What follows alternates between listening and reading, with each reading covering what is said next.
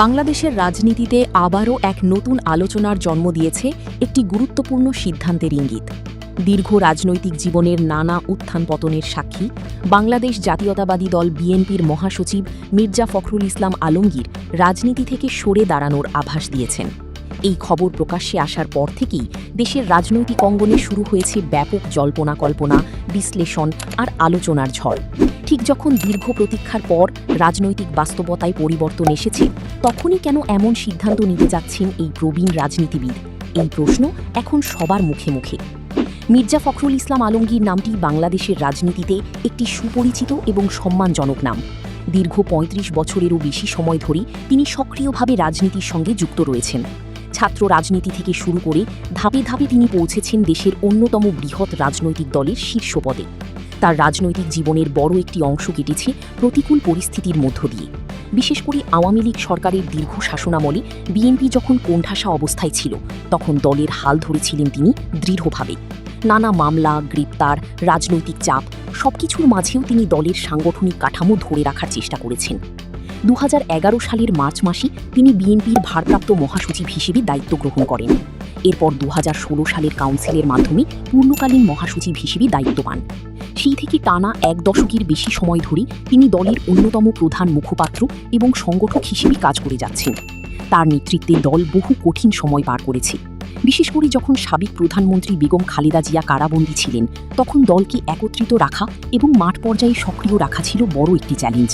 সেই কঠিন সময়েও মির্জা ফখরুলের ভূমিকা ছিল অত্যন্ত গুরুত্বপূর্ণ। বর্তমানে দেশের রাজনৈতিক পরিস্থিতিতে নাটকীয় পরিবর্তন এসেছে। দীর্ঘদিনের বিরোধী দলের ভূমিকা থেকে বেরিয়ে এসে বিএনপি এখন ক্ষমতার কেন্দ্রে অবস্থান করছে। তারেক রহমানের নেতৃত্বে নতুন করে সংগঠিত হয়েছে দলটি।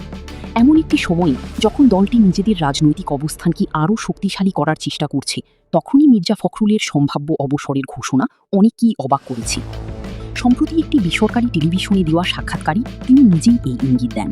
তিনি বলেন, দীর্ঘদিন ধরে রাজনীতি করতে করতে তিনি এখন ক্লান্ত হয়ে পড়েছেন। শারীরিক অসুস্থতাও তাকে পিছু ছাড়ছে না। তাই তিনি আসন্ন কাউন্সিল পর্যন্ত দায়িত্ব পালন করে অবসর নিতে চান। তার কথাই, ইনাফ, অনেক হয়েছে, বয়স হয়ে গেছে, অসুস্থ হয়ে গেছি, এখন রাজনীতি থেকে একটু দূরে যেতে চাই।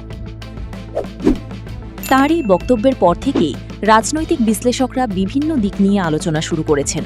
কেউ বলছেন এটি একটি স্বাভাবিক প্রক্রিয়া। দীর্ঘ রাজনৈতিক জীবনের পর একজন নেতার বিশ্রাম নেওয়ার ইচ্ছা থাকতেই পারে। আবার কেউ কেউ মনে করছেন এর পেছনে হয়তো আরও গভীর কোনো কারণ রয়েছে। নতুন প্রজন্মের নেতৃত্বকে সামনে আনার কৌশল হিসেবেও এই সিদ্ধান্তকে দেখা হচ্ছে।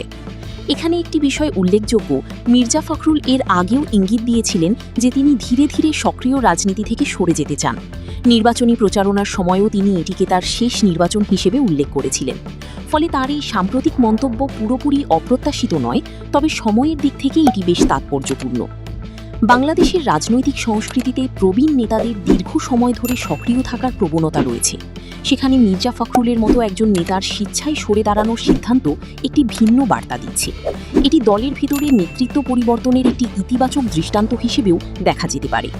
নতুন নেতৃত্বকে সুযোগ দেওয়া, দলকে আধুনিকায়ন করা এবং ভবিষ্যতের জন্য প্রস্তুত করা, এই দিকগুলোও তার সিদ্ধান্তের সঙ্গে জড়িত থাকতে পারে।